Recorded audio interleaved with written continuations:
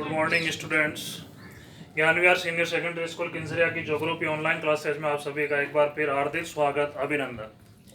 शिक्षक आपके द्वारा कार्यक्रम में भी आप सभी का हार्दिक स्वागत एवं अभिनंदन।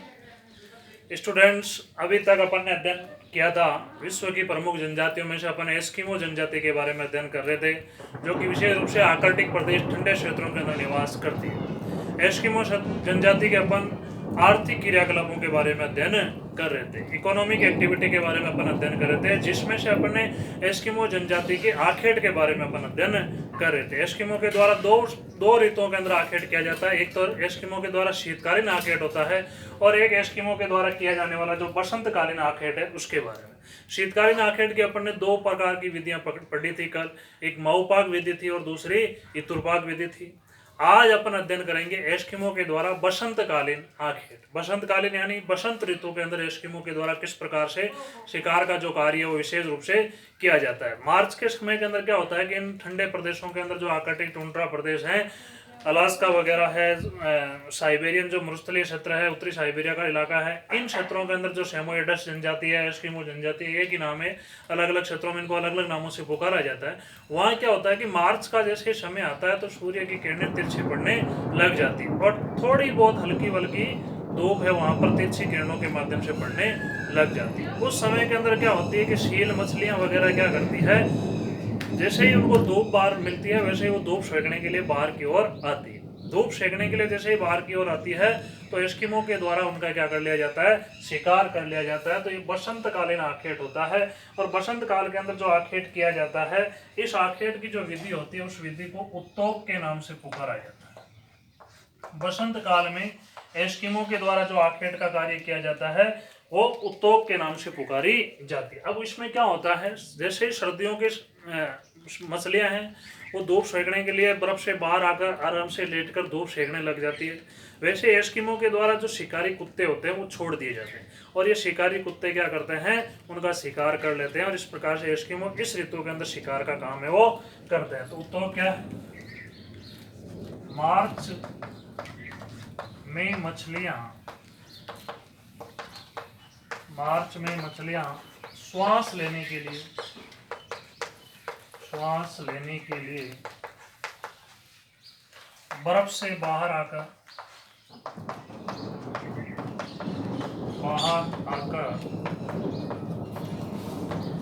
धूप सेकने लगती यानी धूप लेने लगती, धूप सेकने लगती।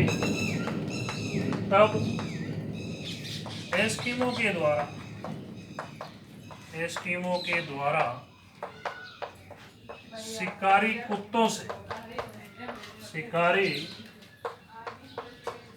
कुत्तों की मदद से शिकार कर लिया जाता है, शिकार किया जाता है।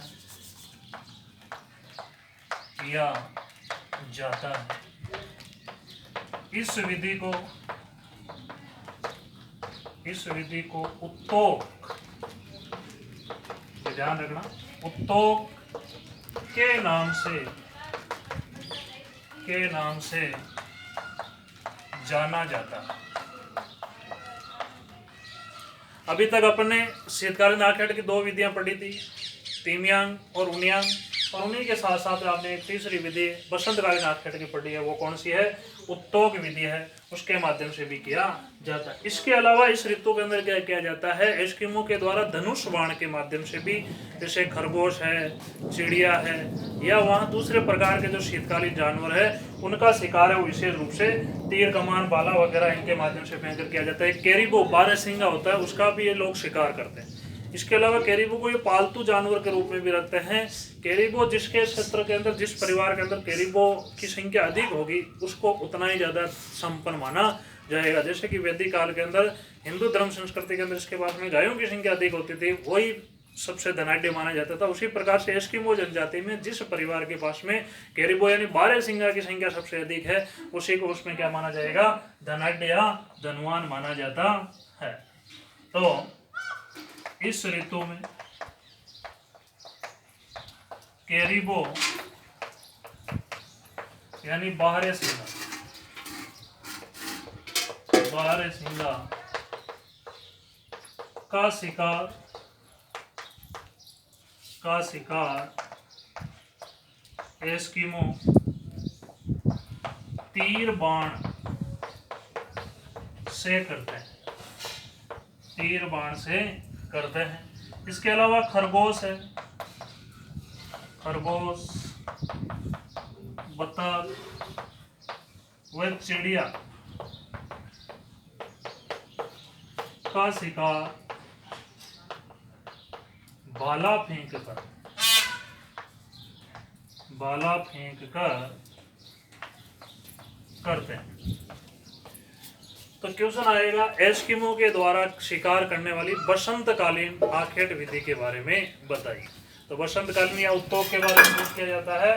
तो शीतकाल के अंदर जैसे मछलियां श्वास लेने के लिए बाहर आती है, धूप सेकने लगती है, तभी शिकारी कुत्तों के माध्यम से एस्किमो लोग क्या कर लेते हैं, शिकार कर लेते हैं। इस प्रकार की विधि को किस नाम से पुकारा जाता है, उत्तोक के नाम से पुकारा जाता है। इसके अलावा जो बसंतकाल के अंदर एस्किमो लोग शिकार करते हैं वो कैरिबो यानी बारहसिंगा हिरण प्रजाति का जो बारहसिंगा होता है उसका भी ये लोग शिकार करते हैं तीर बाण के माध्यम से। इसके अलावा वहाँ पाए जाने वाले जैसे खरगोश है, बतख है, चिड़िया हैं, उनका भी ये लोग शिकार करते हैं भाला फेंक कर, भाले के माध्यम से वो शिकार करने का काम है वो विशेष रूप से करते हैं। तो इस प्रकार से एस्किमो के द्वारा आर्थिक क्रियाकलापों में अपन ने शिकार की दोनों आखेट की दोनों विधियों का अध्ययन कर लिया है। एक पहली विधि थी अपन की शीतकालीन आखेट विधि और दूसरी विधि जो अपन की थी वो थी बसंतकालीन आखेट विधि। अब बात आती है एस्किमो के द्वारा भोजन के रूप में एस्किमो क्या ग्रहण करते हैं, क्या लेते हैं। वैसे विशेष रूप से एस्किमो का जो भोजन होता है वो मांस ही होता है, क्योंकि एस्किमो शब्द है उसका शाब्दिक अर्थ क्या होता है, कच्चा मांस खाने वाला। इसीलिए लोग कच्चे मांस को खाते हैं, इसीलिए इनका विशेष रूप से भोजन क्या होता है, मांस ही होता है। अब भोजन के रूप में वो किस प्रकार से क्या क्या ग्रहण करता है, तो देखो भोजन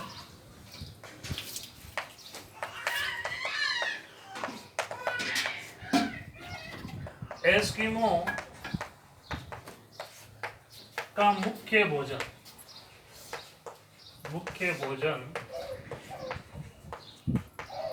कच्चा मांस